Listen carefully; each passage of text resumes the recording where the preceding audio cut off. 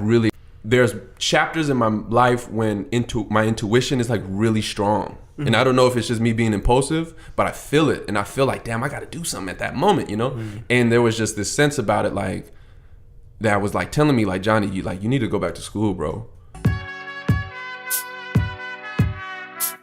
What's up, everybody? I go by the name of Domo. And I go by the name of Yoshiko. And each week, we sit down with cultural ambassadors to talk about how they defied societal norms to live their lives with no blueprint. I'm John Eckloff. I'm from Lakewood. And who I am has been, like, evolving and stuff, like, you know what I mean? Mm-hmm. And, I mean, at the end of the day, you know, I'm just trying to... Who I will become will be... I don't know. I don't know. That's like I'm already like in some existential shit now. Like, right. Like remind me, like, well, who am I? Okay. Yeah. I'll be the GOAT one day, though. Hey, that's all that matters, right? There you go. That's all that matters. How do you define culture? Culture, those are like the traditions that you like, the stuff that you do on a day to day, like the values and the beliefs that you hold on to, but. I mean, I think that's the textbook response, but there's also like that energy that you bring. I think that's like a real large component of culture. It's like the signature energy that you're putting out, you know? For sure. And all of those things kind of like combined over time, I think, become culture. I like that because everybody, I think a lot of folks have started with like the traditional, but then they break off into like their thought of it, and so no one has said like the energy. It's spoken about energy and the energy that you bring. Yeah, no doubt. Like when I was working at South Seattle College, I was the culture center coordinator, and I mean it's essentially like the ECC, you know, but scaled down to like probably a little bit larger than this room. And you know that's like where all the students of color were at. That's where we was kicking it. We had Black Jesus on the wall, you know, but. What was so dope about it was that there was like a lot of diversity at South. And so like folks was coming from, you know, across the planet, from down the street, right. Like from different countries, from different cities, and like but you know, there was a strong concentration of people of color. And a lot of us, you know, we were in tune. And so we're all coming together, vibing. Right. And that like feeling was really distinctive to me. And I was like, this is culture, you know? Because it's like we all had a passport. You know, because not everybody was being the same, but there was this sense of like humanity that was there in the room. Because there's a lot of commonalities from different cultures. Right. But then, you know, like the respect, the collectivism, you know, like those things match. Right. Even though like the details are different. So like when everybody's in a room and they're feeling that way, it's like I would define that as like culture, right? You know, right? Or like, you know, the manifestation of it in the moment, right? That seems like a small space for South Seattle. Yeah. To have. Well, I mean, I get it. I understand why space is at a premium, but I'm just like, South Seattle's pretty diverse. How come it's such a small space? It should be the whole building. Yeah. Right. Yeah. It should. Yeah, but it's not. But like we made up for it though, you know, because it's like the little space, man. It went down in there. Man, at Central Washington, we had a room. I don't even know how to think about the equivalent of what the room is. Maybe the back area of the Samuel Kelly Ethnic Cultural Center, that back space. Maybe our room was like that size. Okay. But it was for everything. Like diversity from ethnicity, sexual orientation, ability as far as being able-bodied and not able-bodied. Oh, yeah. And so everything was there. Yeah. We did programs about all of that out of that one little space, and we were in charge of like speaking about these really deep issues to the entire university. Yeah. And so it was, talk about space, like, man, You got to make up for it. You got right. Yeah. No, it's you make do with what you have, right? Yeah. We always have, right? Yeah. Right. We always have. I mean, that's part of it, you know. Right. Where were you born? I was born in Abilene, Texas, on the Air Force Base, the Dyess Air Force Base. Okay. Yeah. I was born in Texas and probably lived there until I was like maybe like a little bit less than one, and then my family, we moved to Panama. My dad was in the military. So we lived in Panama for a couple years, it was around the time when the United States invaded Panama. Wow. And that's like my earliest memories. I remember like being like in the living room and watching like Tweety Bird, and then hearing like pops, like pop, pop, What? pop. But I'm like, I don't know what that, I just remember like recognizing that, and then like, cause my dad, he was in the Air Force, and he was like, he was wild, so he was doing his thing. He was a combat controller, and so, he, like he wasn't always there, but I remember one night he came back home and he had all the like the paint on his face. And he was like from all fatigued out, and like I didn't know who he was. Whoa. But then like, he hugged my mom, and I heard him talk, and I was like, oh, that's my dad, and so like we lived in Panama for a couple years, and then we moved up to Washington, and then my life pretty much started. Like we moved to Lakewood, and I've been, I lived in Lakewood ever since. Wow. Nice. Wow. Well, not ever since, but for a long time. Okay. Okay. For a long time. What brought your family to Washington, and why Lakewood in particular? Well, my dad was he was stationed at McChord. Okay.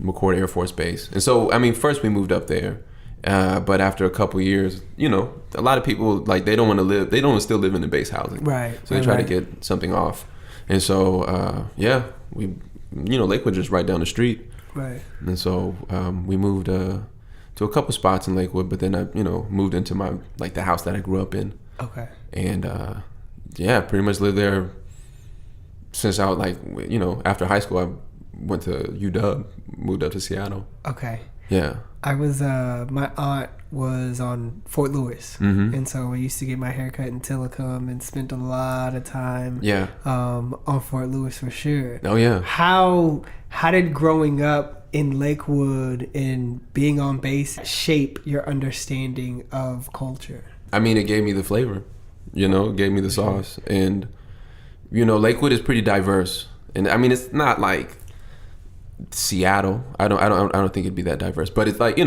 has a good representation. There's black folks, there's Latinos, there were a lot of Islanders, there was a lot of Asians, and of course, there's white people everywhere. Right. But no, there wasn't, we were accustomed to diversity, and then with both of the military bases being there, a lot of folks is coming from different regions of the country. So there was a big Southern influence in Lakewood, which is really interesting, Absolutely. Southern U.S. Yeah, like Georgia.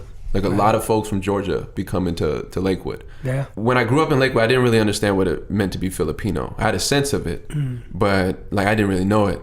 So when I think about Lakewood and I think about culture, I can't remove it from black culture, because I grew up with black folks. Right. My first introduction to thinking of culture, really, my formative years was just being with black people. You know what I'm saying? I have an understanding what it means to be Filipino. Right. And then, but then I'm mixed though, and so I'm white, and so all of these things are influencing me and help me feel because I feel like I can navigate in a lot of different areas, right? And all of that came from just being able to be sensitive to culture and know what that is, and know what that is in the moment, and how to just ride the wave with whomever most likely that's there.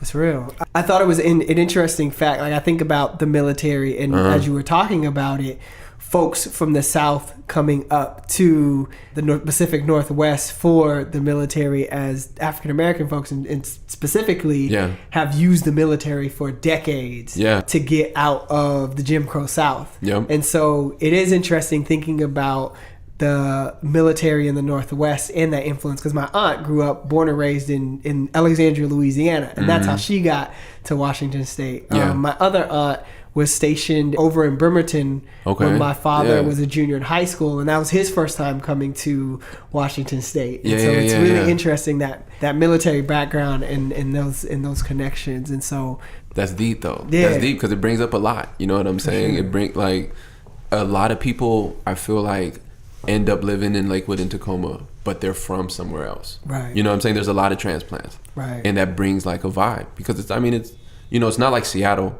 It's a little bit slower, but it's still, it has a good feel to it, it has its own areas that it needs to work on, but you know what I mean? For sure. That's for sure. That's everywhere. Yeah. Well, I was going to say, isn't every military kind of area similar because you'll have people from the Pacific Northwest join the military and they go to the East Coast. Yeah. Right. Yeah. Right. So yeah. it's like this cultural exchange. Yeah, no doubt. Or they go to Yeah. different countries. Right. Yeah. So Yeah. like you went to Panama. Right. That's Right. cool. Yeah. That is pretty cool. Oh, that's weird that I don't know much about the U.S. invading Panama. This is unrelated, but kind of. Yeah. It's weird that they invaded Panama, but there's a base Yeah. and you're living there. You know, because I can't imagine the U.S. having a foreign military base. Like, let's say there's Right. like an Iraq military base, let's say in New York or something. Yeah, you Right. know? we would Right. never accept that. Yeah. We would So never it's accept crazy that we have a military base and we're like, okay, now we're going to attack you. Right, we're gonna invade you. We're going to invade you, but we have this military base and so Yeah. all our supplies. I don't know. Right. It's weird. No, it's beef. It's a crazy concept. It's beef. It's because of the canal that's right there. Yeah, There's yeah. a lot of money passing Yep, through that canal. yes. And so the United States was like, no, I mean, we're going to get our cut and we're going to be here. But that's like, when they invaded, they got rid of Manuel Noriega. And Noriega was getting funded by the United States 10 years before. Right. Like, he was getting love from them. But then Right. after then they jumped in and invaded. Like, nah, man, you're acting up now. The same stuff to Saddam. I was gonna say Saddam Yeah. Hussein, Yeah. Osama bin Laden. Yeah. Bro. Yeah. But they don't have those countries that they represent. They don't have military bases here. No, they Which don't. is, you know, They don't. 'Cause there's United- there's no Right. foreign. Right. The United States be out in the Philippines. They be out in Yeah. Japan. You know what I'm Hey, saying? listen, Korea. It's crazy. Not in Vietnam, though. Not in Vietnam. Nope. They're going to make Yeah, that it one. was like, yeah, they tried. They tried. Oh, it didn't work out. They Sorry, tried. guys. Right. Sorry, next time. Man. Damn, that's overhill. That's how Crazy. Anyway, can you talk about what it was like growing up biracial? Yeah, no, for sure. For sure. If I were to sum it up in a sentence, being mixed feels like always being a guest at someone else's house. Because, you know, it's like, I mean, I'm around Filipinos and, you know, it's love. It's, you know, I'm with them. But they're always that, you know, when I was a kid, it was like, yeah, I mean, you're kind of white too, though. You know? And then being around white people, they're like, I mean, bro, I mean, you got way too much flavor to be hanging out with us, you know? And so there was always this, like, feeling of, like, I don't have a home. But I could go to a lot of places. And I can interact with a lot of people. And I just thought about this today. And it was so wild because, and I wish I answered it this way when you asked me what I did this morning. You know what I did this morning? I was late to work. I was hella late to work. And I had a meeting. And I was supposed to get there at 7:15. I showed up, it was like 7:40. And I was like, ooh. But in my defense, it's a meeting that, I mean, I'm there to observe. I'm not really like active. Yeah, I'm sitting up in there just on my phone kind of, you know. But I still, you know, I'm hella late. And I'm thinking, because my girlfriend would tell me that I have a tendency to be late. I just think I have a different concept of time. But like, so I'm Jewel. thinking, you know what I mean? Jewel. But like, when I think about me like being late and taking my time, I associate with being Filipino, being a person of color, right? So I'm like, you know, I'm on my POC time. It's how it is, you know. This is God's time. God woke me up at this time. God gave me the energy to be moving and doing the thing, you know. So I'm taking my time. Okay. But like, when I'm thinking about rolling up to this meeting, I wasn't concerned about what they were going to say about me. You know what I'm saying? Like, I wasn't concerned about them judging me. I didn't think that they were going to attribute all of this to like me being who I am. Like, you know, all everybody that look like him does that, you know. I'm so ethnically ambiguous, they don't know where to put me. Right. And like, I know that is intertwined with white privilege. You know what I'm saying? And so like, being biracial, being mixed, like, I'm realizing is that the feelings that make me feel, you know, it's like, I got my humanity. It's like also intertwined with that sense of like whiteness, you know, and trying to understand what that means. Like, I'm like, damn, that's what it means to be mixed. In a nutshell. That's deep. It's hella deep. That's deep. Yeah, Gotta let that breathe for a second. I know. Tell me, what was it like for you in elementary school? Did you go to a public school? Did you go to school in the military? No, I went to Oak Brook Elementary School. Tell me about it. Elementary school was really fun. It was really fun because that's like when I first discovered that I like getting in front of people, you know? Because I would like, You knew. yeah, I knew it. I knew it back then. I would act in the plays. I acted in plays in my 4th grade as well as in the 5th grade. Wow. Yeah, and that was dope. Just like having a lot of fun. I tried to be the class clown, you know? And like the older I get, the more that wasn't just like there was an urge because I was a kid. You know what I'm saying? Like when I think about my childhood, especially during the time of my elementary school, it was like two extremes because I grew up in a pretty toxic environment. Like my family and my mom and my dad beefed a lot. They argued a lot, and it was it was always hovering. It's just there was just some times that I don't like to remember, but it happened.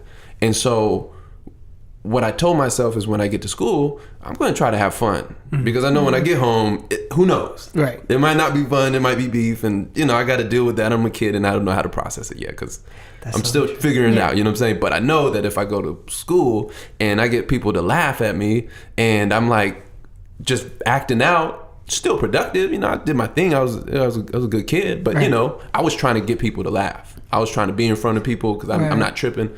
And so it was these two extremes, you know what I mean? But overall, I think it was pretty good. Were you an only child? No, I'm the youngest of 4. Wow. But I only grew up with my sister that's next to me in age. Okay. Yeah. How far apart are y'all? 4 years.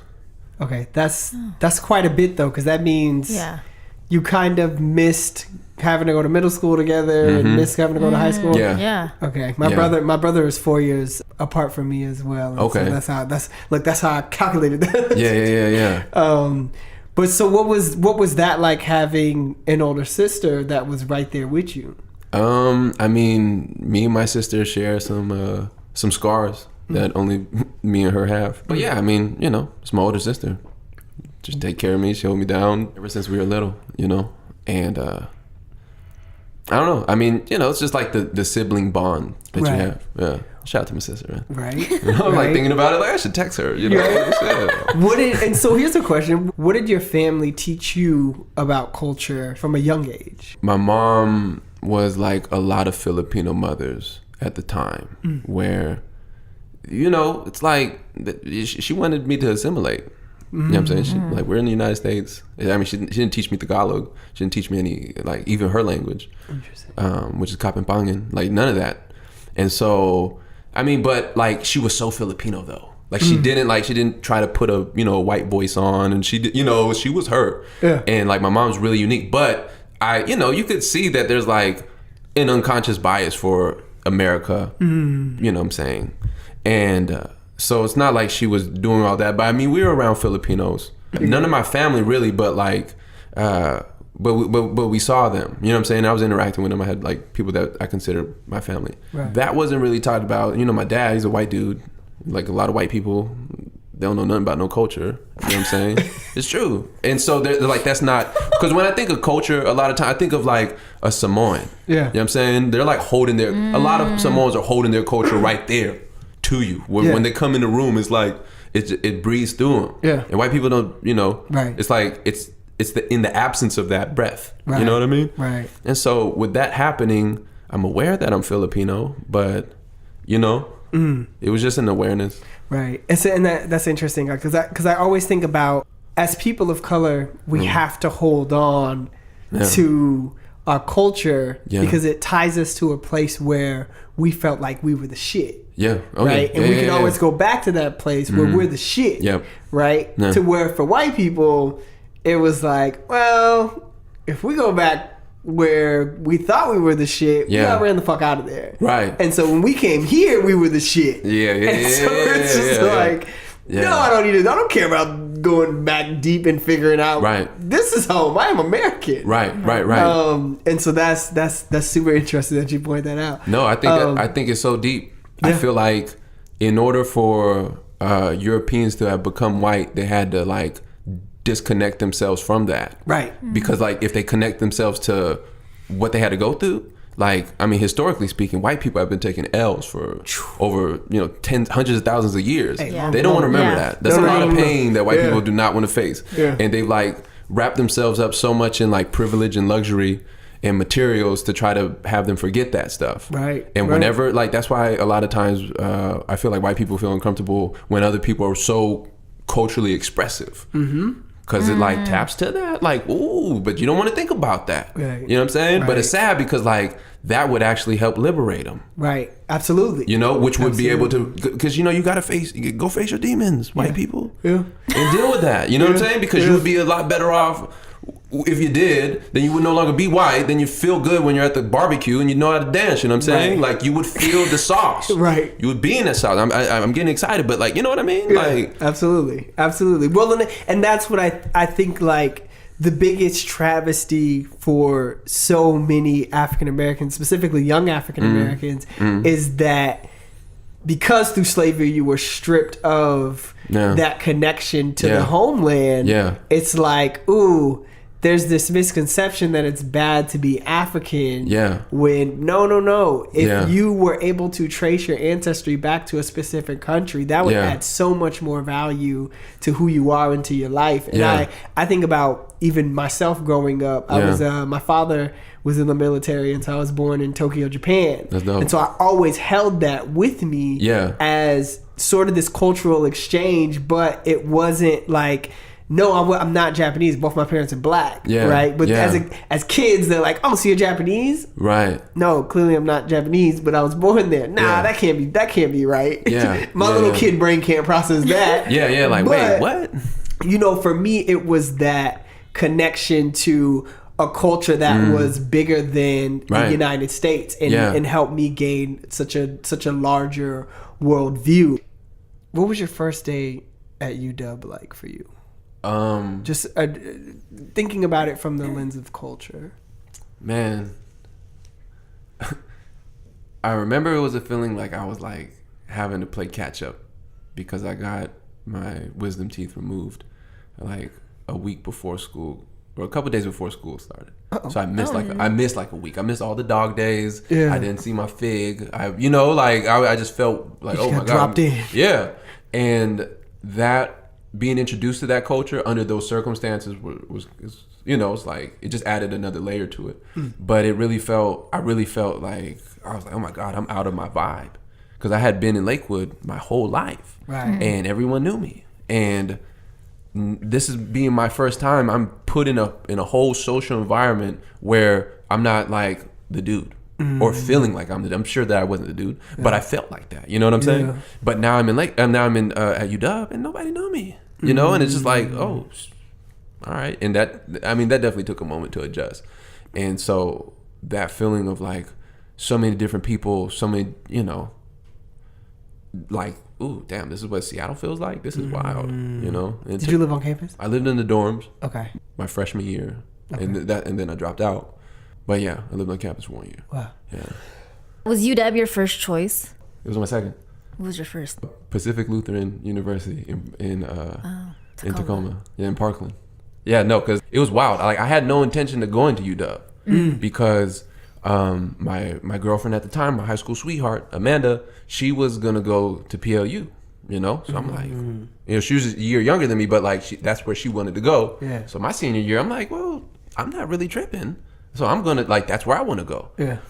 We broke up, but like, hey, high school love. You know how it be. Shout out to her though. I got love for her. Yeah, you know what I'm saying. Shout out to her though. Yeah. But we're friends on Instagram. But but like, so I'm thinking like I want to go to PLU. I don't really have an understanding of how to fill out college applications.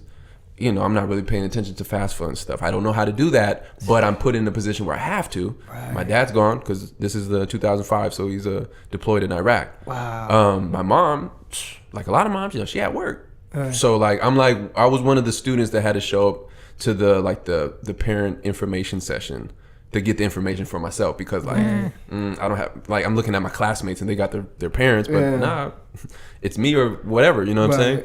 And my brother Joe Yu, he's just like my homie. He like came over to my house and was like, "Bro, I'll help you fill out this application." Wow, shout out to him. Shout out to Joe, man. And like, so we filled out the PLU application, and like we're done. And I'm like, "All right, cool. Well, let's play Madden. Let's do something," which I will always be him in. I have to put that out. I hope he hears that. But in passing, he's like, maybe you want to fill out this UW application too? And I'm like.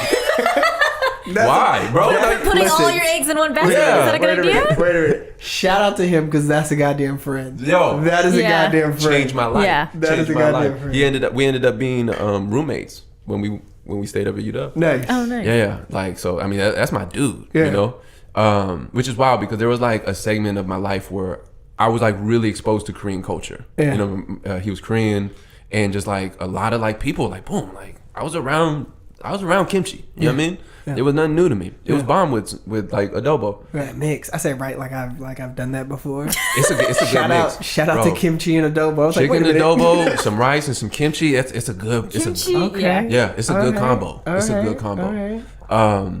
But like, yeah, no, he like was just like, bro, you should fill this out. And I was like, all right, well, bet. You know, fast forward during the springtime, I get all of this trouble from PLU saying that I didn't pay for this or I didn't turn this in or whatever. You know what I'm saying? PLU's about their money. Yeah, they're not playing. I was like, what? I have to do this and I have to turn this again in and then do that. And it was like a lot of beef because I got kicked out of my house and like it was like my parents just got the divorce. So it was like I was like a young kid wilding. You know what I'm saying? Yeah. But then PLU was done. So I was like, all right, whatever. Yeah. A little bit after that, I got the big envelope from UW, and I was like, oh shit, all right, well I'm going to UW then. You know, changed my life. My life. Nice. And where did you find the community at UW? I guess it depends on which area you're talking about, because it's like the first time. My first time, my freshman year, it was in my dorms. Okay. Just dorms. Like my dude Joe was there, and then you meet the people, right? And so like I had my crew there, and we was kicking it. It was wild because my next door neighbor on the other side, shout out to them, it was Isel and Sierra. There's two Filipino girls, and they came from Japan. They lived on the Air Force Base in Japan. Wow. And my dude Kyle, Yokota or maybe. I was born on Yokota. I think so. I think so. And my dude Kyle stayed at Zama. Wow. You know what I'm saying? And he knew them. And so when Kyle would come to kick it with me, he would see, Isel and Sierra. And it's so wild. So like we had like that was like my first exposure to culture. And, you know what I'm saying? It's my dude Kev, white dude from Woodinville. So I got a lot of white dude vibe. Right. And then my dude Tommy and John, they were both from Korea, but they were like living on the Air Force Base there. A military family. Yeah.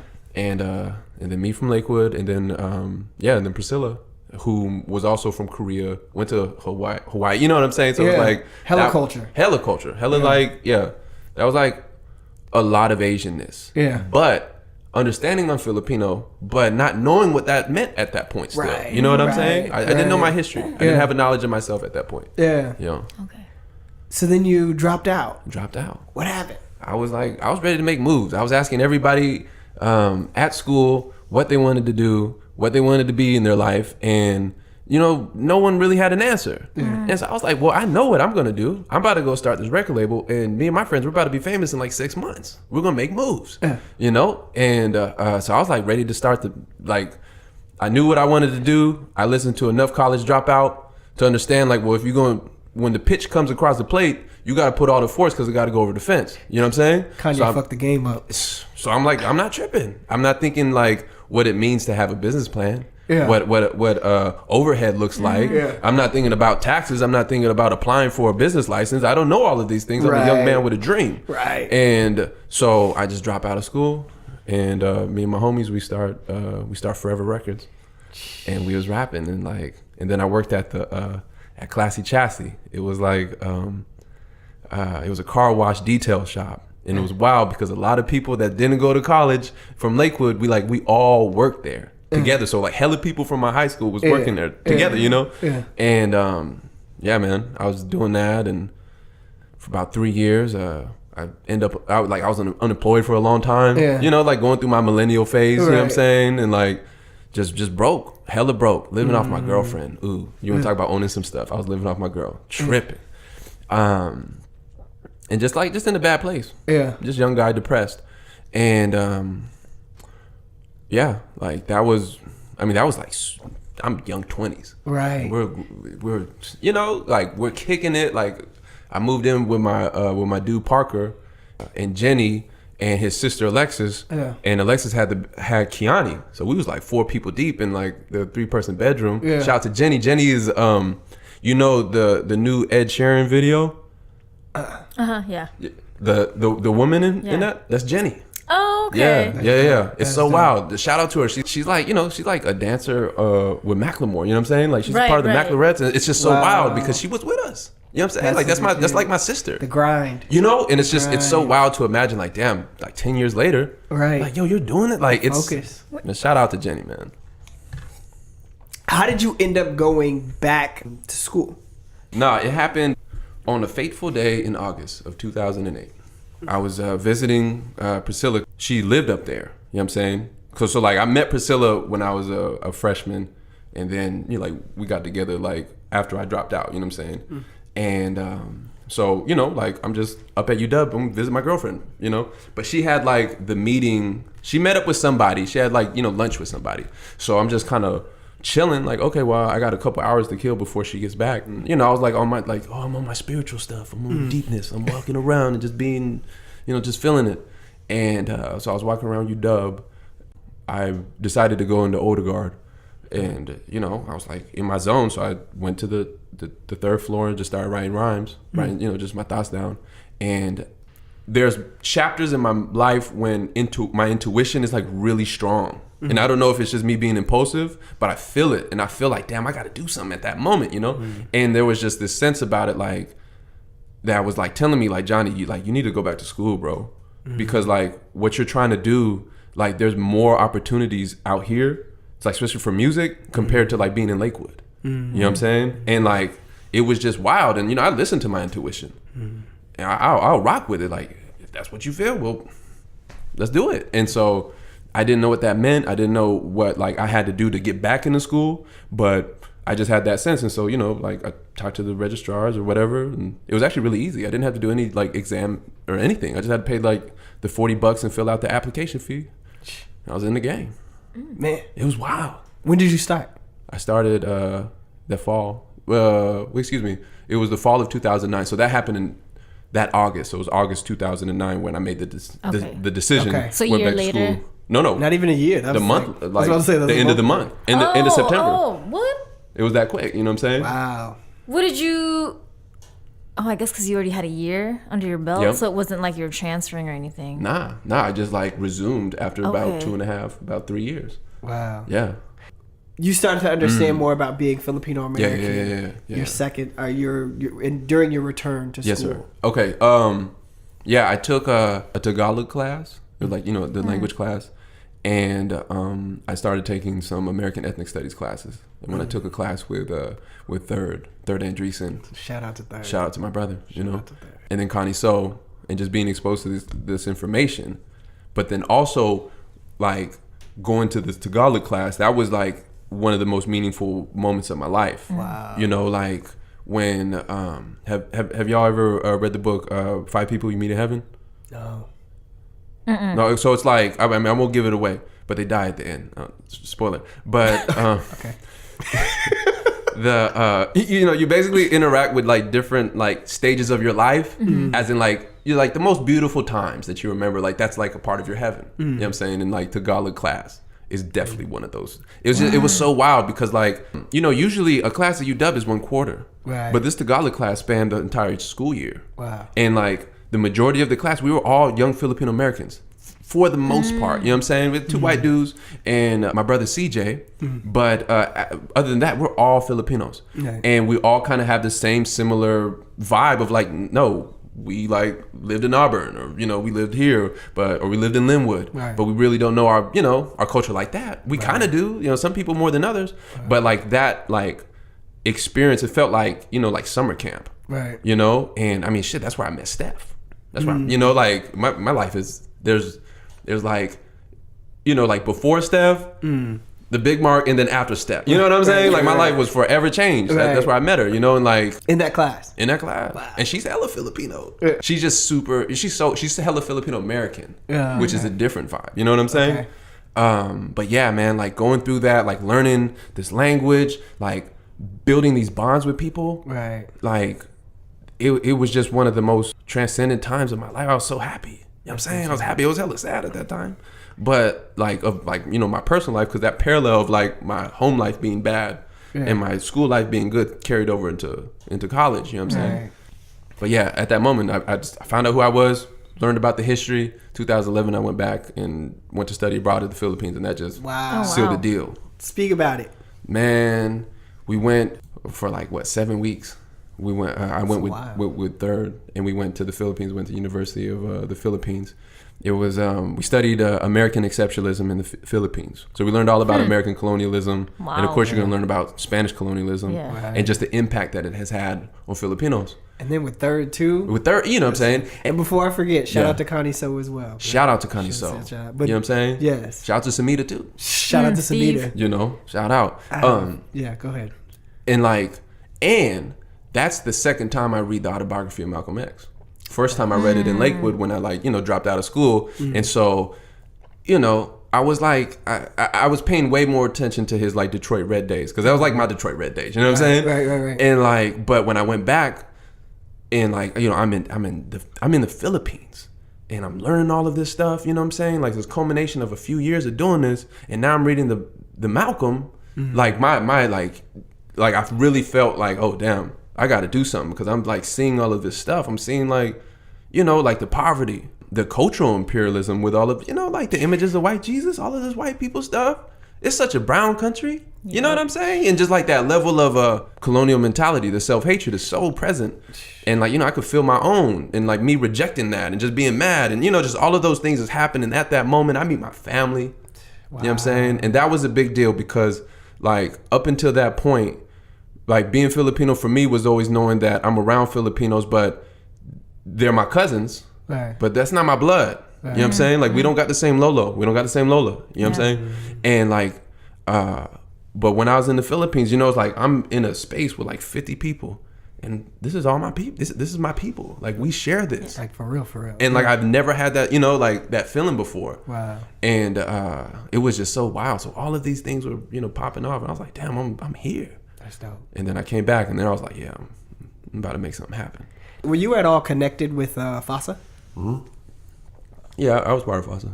Like from the jump, or when did you? No, when I went back. When I came back. Because when I came back, it's like, because I had a couple years on me of just going to work and doing my thing, I felt, I was a little older. And so I knew that like, when I'm here, I really got to get it. Yeah. And so I was like active. That's when I found out about the ECC, performing at Retro. Yep. Then I'm like joining FASA. I'm like, with all of the student clubs. And like, that's when like, I was like, okay, I'm here. I caught my groove. Yeah. I caught it, What did you do between graduating from undergrad and grad school? I worked at South Seattle. Okay. That was that chapter. Okay, tell me about that. Graduated in June 2012. Like a lot of people that graduated, I procrastinated in looking for a job, and so now I graduated. I'm like, yo, what am I? I gotta do something. You know what I'm saying? Like, oh my god. So I was just like looking for hella jobs, and I found the position off Craigslist. Put out my stuff. I got a job interview a month after for the positions. Part-time Culture Center coordinator. Yeah, so I got hired, which was wild. You know what I'm saying? I was very lucky to be able to get a job a month after college. Wow. You know what I'm saying? Yeah. Because I know a lot of people was like, you know what I'm saying? Like it's like Steph. It took Steph like over 5 months. Wow. You know what I'm saying? Yeah. Like it was a rough time. Yeah. But yeah, no, I got that job, and I was working at South, and that like originally it was like part-time. And then we almost got fired, and it's like the wild story. I actually tell it like I told it before for a speech. You know what I'm saying? Like how I almost got fired, but that like threw me in the mix of like figuring out what it means to organize and like work this political game. You know what I'm saying? That was the first time I saw that. But yeah, man, that was like about 4.5 years of my life just being with students from White Center, kicking it. Like it was so wild, man. That was like my first experience of like being in a leadership role, and not informally. You know what I'm saying? Not like, my nephews looked up to me. You know what I'm saying? But not like I was a boss. Right. And not no Rick Ross. I'm not bragging. It's like I had to sign off on, paperwork, had to approve people's timesheets, like make sure that you show up on time. You know what I'm saying? Right. Even though I'm late, but, just like that shit, and like getting thrown in there. So I was like, I found, like my leadership style in that. My analysis for social justice really got heightened at South. You know what I'm saying? Like we had a multicultural library, and I had a budget to order more books. And so what I did, I just ordered all of the books that I wanted to read ever. Right. And I filled that whole library with it. And like during the summer times, you know, we're going like 2 months with nothing to do. Right. So I close that door, dim the, you know, like close the blinds, and I start cracking open them books, bro. Yeah. I'm reading all about, you know, history, Dr. Clark, Dr. Ben, Dr. EJ. Like, I read the ISIS papers. Okay. You know what I'm saying? Wow. R.I.P. to Dr. Francis. Like, I read hella books. You know what I'm saying? And just like, yo, I'm trying to get it. And just, you know, and so like all of that stuff, and like that's when I first started teaching. Give me your top books that you would recommend to others To other that people. really changed your perception of this world and just yourself. The Autobiography of Malcolm X. Okay. America's in the Heart by Carlos Bellosan. Conversations with God. Okay. You know, The Alchemist. Shout out to the Alchemist. I like The Alchemist. Lamb by Christopher Moore. Okay. It's a funny book. It's like it's a silly novel about this dude Biff is like best friends with Jesus, and he's like telling it from his perspective, but it's like humorous, you know. Okay. So like, I mean, that's just a fun book. Yeah. And then, you know, like they came before Columbus by Dr. Ivan Van Sertima. I don't know, cause it's like those is what I would recommend, but it's really like I always feel hard pressed to come up with an idea because I read a lot of like pretty dry books, pretty boring books that I'm like, I don't know.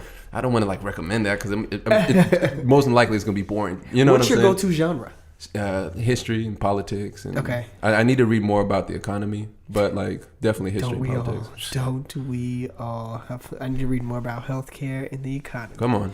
Come on. I do a lot of self-help books. Mm. I'm slowing down. I do a lot of biographies. Oh yeah.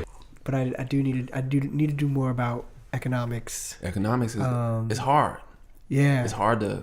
It's like if you don't follow it to begin with, it's you have to start from the basics to really understand what they're talking about. Right. Yeah. Okay.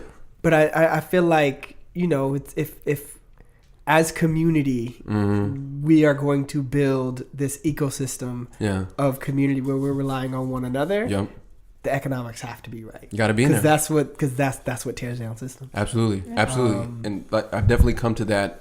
I've come to that realization, like it's crystallized at this point. Like, you know what I'm saying? Yeah. Like we got to make moves, and that means we're going to have to like put ourselves in positions to be able to make economic moves. Yep. You know what I mean? And make some sacrifices. Make some sacrifices if we're going to change it. You know, I know like a lot of folks, and I agree with a lot of the principles of like, you know, like communism and socialism. Like that's the ideal. Right. You know what I'm saying? Right. But right now, that's not how you operate in power. Right. You know what I'm saying? Right. And like, right. let's go get this power. That's it. And then we can make decisions about how we want to operate. Right. You know what I'm saying? Right. Yeah. Right. And like it's hard because then it's just like, oh damn, I kind of, you know, I had to like, I've changed how I felt when, you know, I was an undergrad in AES and understand, like, you know what I'm saying? Like, let's rebel against the system and all of us are just going to wake up one day and going to get it. But nah, man, like now I've realized like, you know, one of the best ways we can help out the community is to be able to, you know, let's provide jobs for people. Say You know that what I'm saying? Yeah.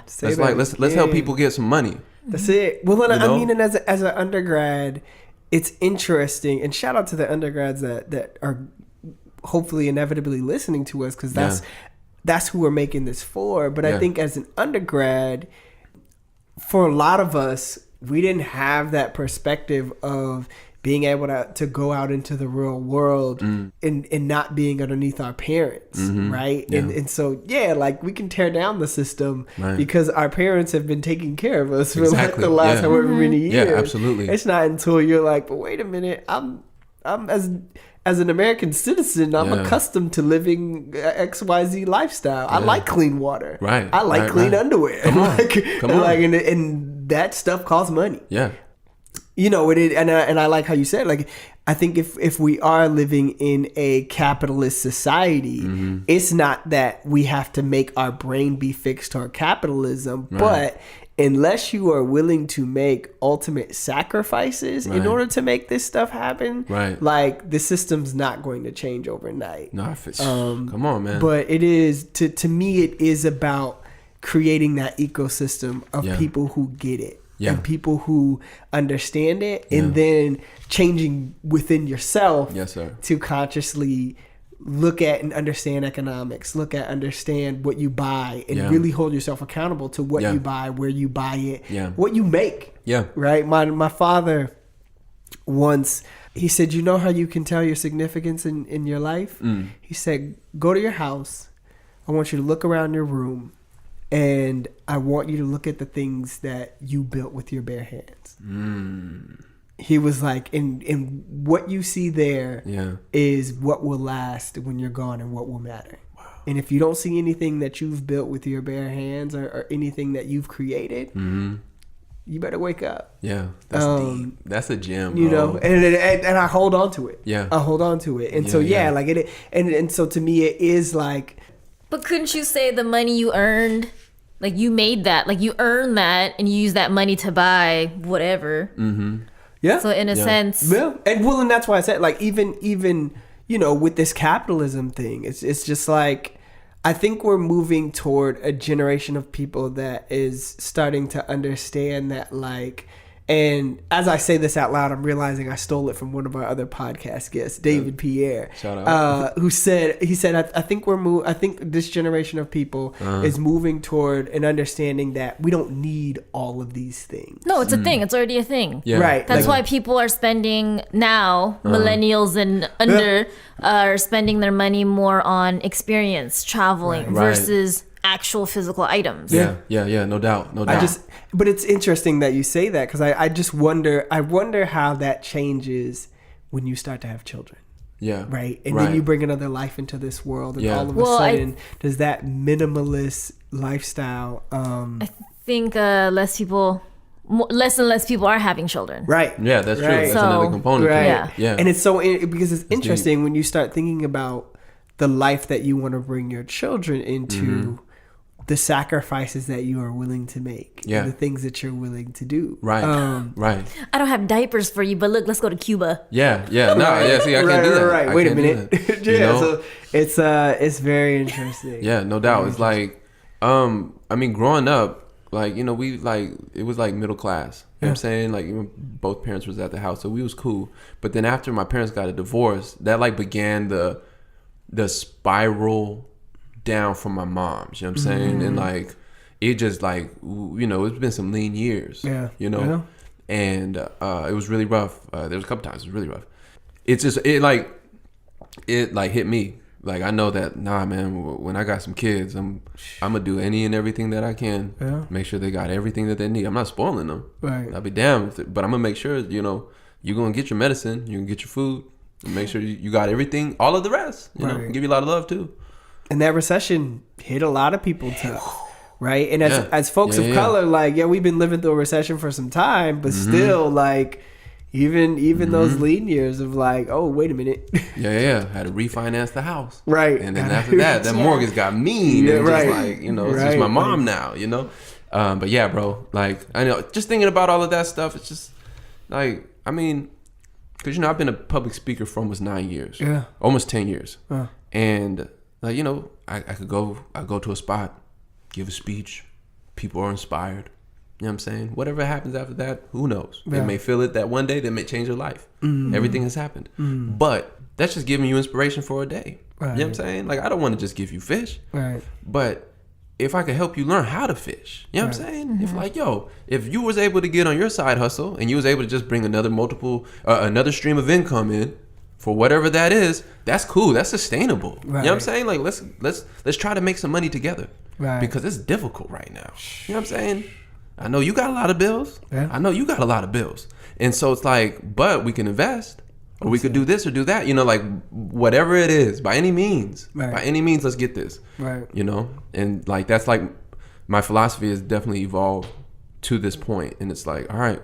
Yeah. You know? Because, I mean, you need informal influence. Yeah. And that could only come from connections. And community. Community, how you show up, your humanity, the bonds you make, the friendships, your integrity, your dignity, the important things in life. Yeah. Absolutely. You know what I'm saying? But not all of those people, some of the best people I've ever met in my life, are not sitting at the table making decisions. Right. You know what I'm saying? It's true. Facts. And like, a lot of the people that do that, a lot of times they're spiritually bankrupt. They're sitting at this table. So it's just like, all right, well, man, how much am I ready to try to make something happen? Yeah. You know, and I don't want to remove myself from just wanting to get informal influence.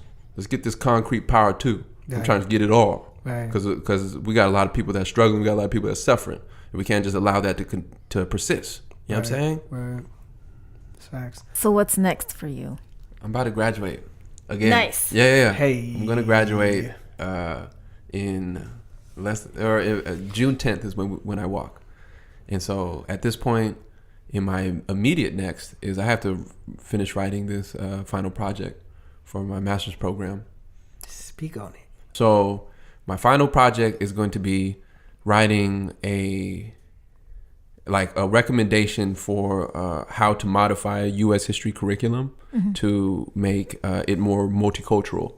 And the aspect of history that I'm going to be analyzing will be the civil rights movement.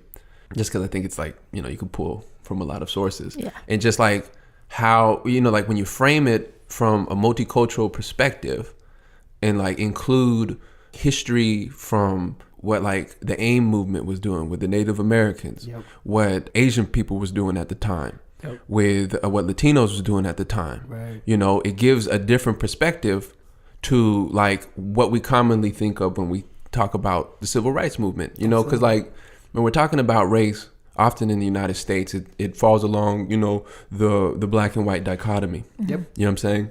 By sharing like the entire image, you know what I'm saying? Like we could really like feel that nuance of what it means to like live in the United States. You know what I'm saying?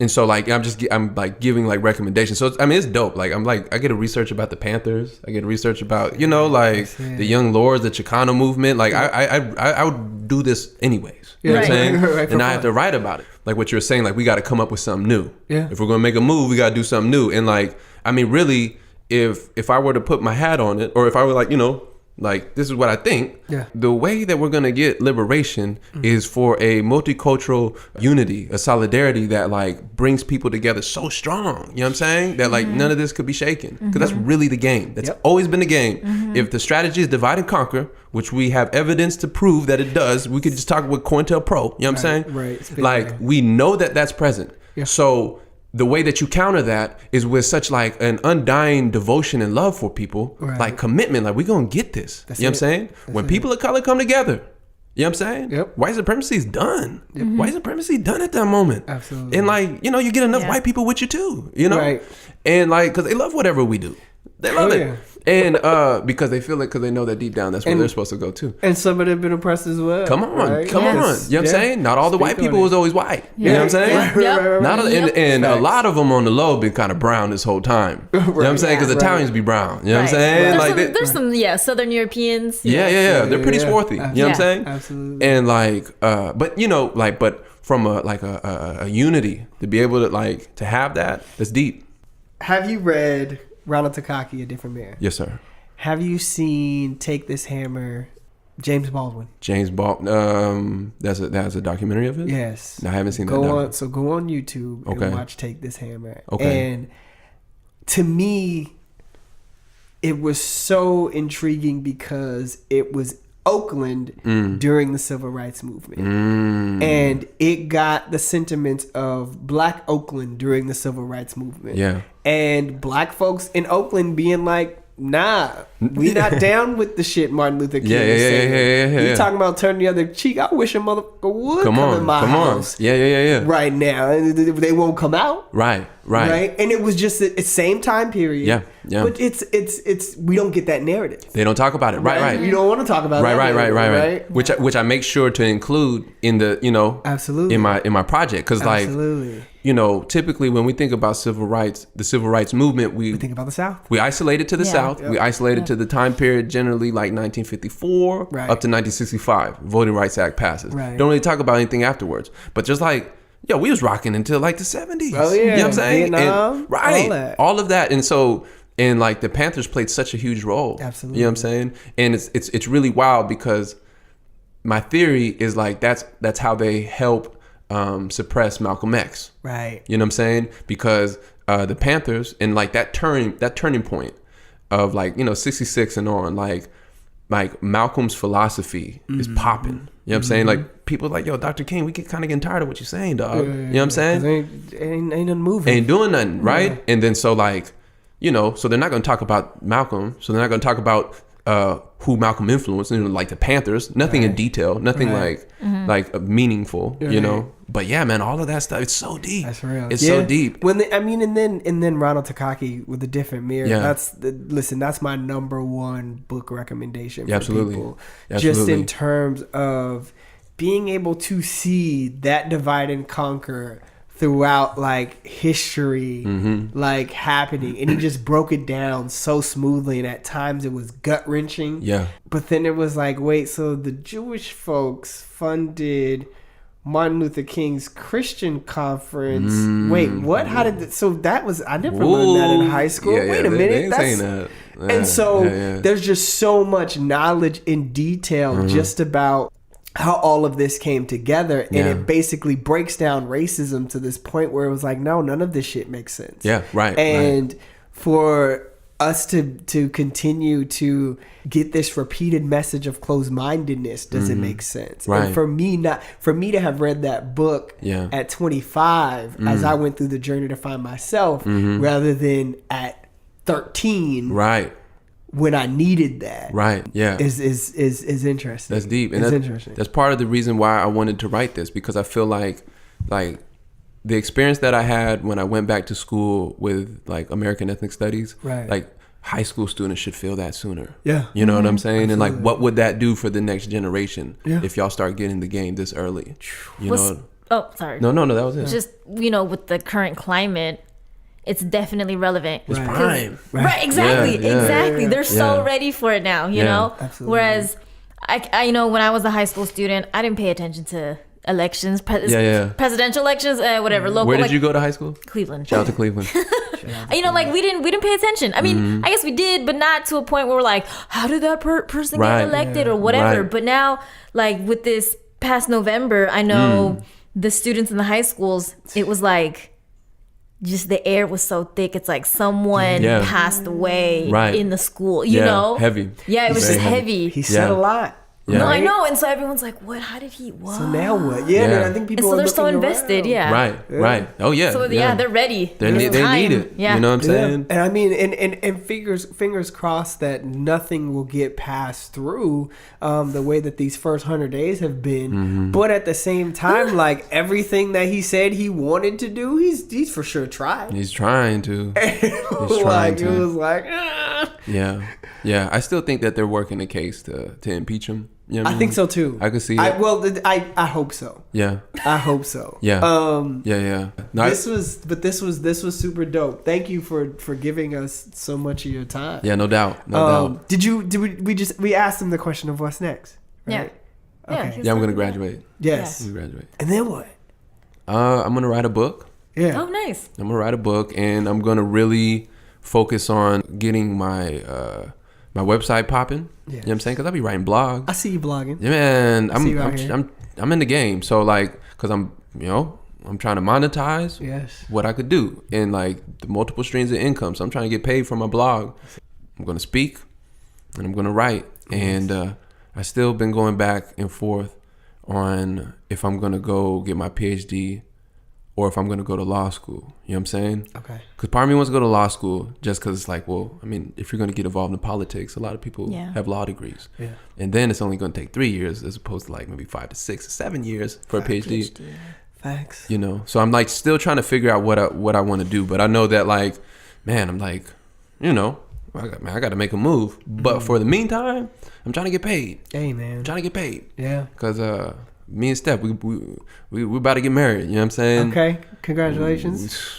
I'm ready to like start that portion of my life. Yeah. So that's like in the immediate. But I mean, the next, I'm gonna be president one day. Nice. You know? 2020. JE. Hopefully, but I mean that might be too soon. But it's I was a little overzealous when I posted that. Hey man, you gotta listen, believe it. It won't be my first time saying something too ambitious, but speak it into 2024. existence.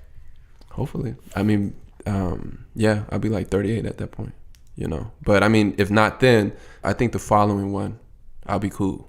You know what I'm saying? Yeah. And I mean, there's time. There's time. There's time. I got plenty of time. Yeah. Plenty of time. That's what's up, man. Well, thank you. Thank you for having me. This was dope. This was cool. This is super dope. All right. Yay. All right. What's up, everybody? This is John Eckloff, and you're listening to No Blueprint. In order for us to change the world, it's going to require a lot of us giving us our all, and all of us giving a lot. The revolution will come when you and me discover the value of we.